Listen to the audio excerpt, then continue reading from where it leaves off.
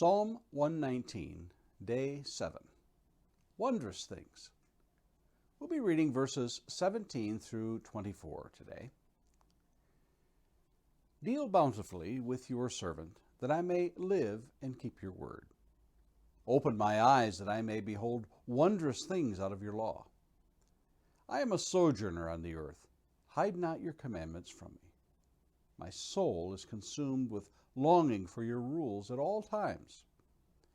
You rebuke the insolent, accursed ones who wander from your commandments. Take away from me scorn and contempt, for I have kept your testimonies. Even though princes sit plotting against me, your servant will meditate on your statutes.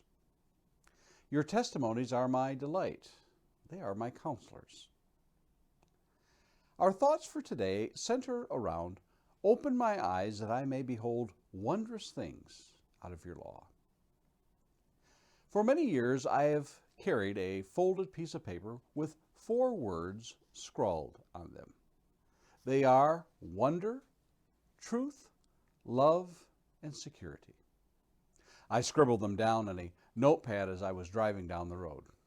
I know it was reckless of me to have divided my attention between driving and writing. But I wanted to remember these because I was so taken by what the speaker was talking about on the radio.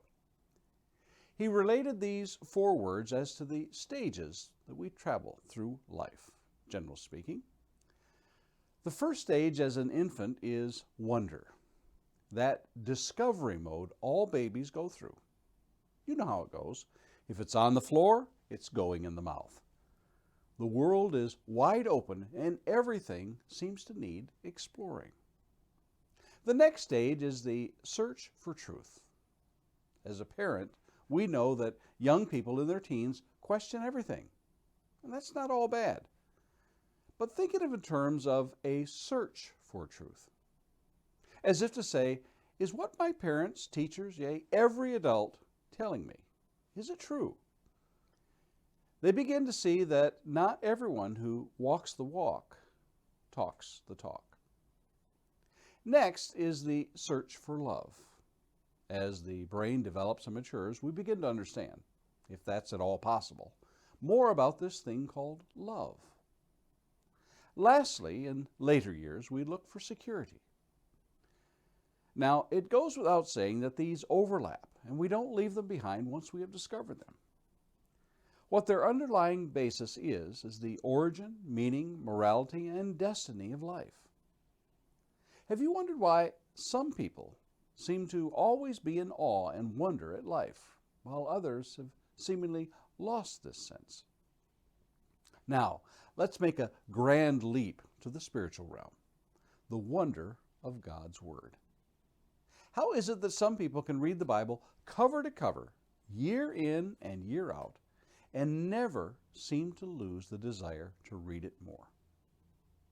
As a newborn disciple, I recall mature Christians making statements of how no matter how many times they read the Bible, they continue to find new and exciting things they had overlooked before. I had a rather skeptical eye toward them. Now that I have a few years and not a few journeys through the Scriptures, I'm beginning to understand what they meant. I have encouraged people over the years to keep a journal when they read the Bible, just to jot down notes and thoughts they have read from day to day. Some publishing companies have developed Bibles with wide margins or blank pages within the Bible for just such a purpose. It may be that after a few years of keeping journals, you may go back from time to time and read what you wrote and reflect on how you have grown, or sadly, not grown. The writers beckon for his eyes to be open. How does this happen? We may scroll ahead to the book of James to find a clue. He writes, "If any of you lacks wisdom, let him ask God, who gives generously to all without reproach, and it will be given him. But let him ask in faith, with no doubting. For the one who doubts is like a wave of the sea that is driven and tossed by the wind." James chapter 1 and verse 5 and 6. Too many times, faith masquerades as wishful thinking among believers. Genuine faith, James tells us, is one that takes action. If there is one thing we will learn in our journey through Psalm 119, it is the love the author has for God's Word. That love manifests itself in wonder, and that wonder drives him on to want more and more. He can't read with closed eyes, but with eyes wide open, he will find and continue to find the wonders of all God has preserved in His Word, the Bible. Are your eyes opened to the wonder of God's Word? Lord willing, we'll meet again tomorrow.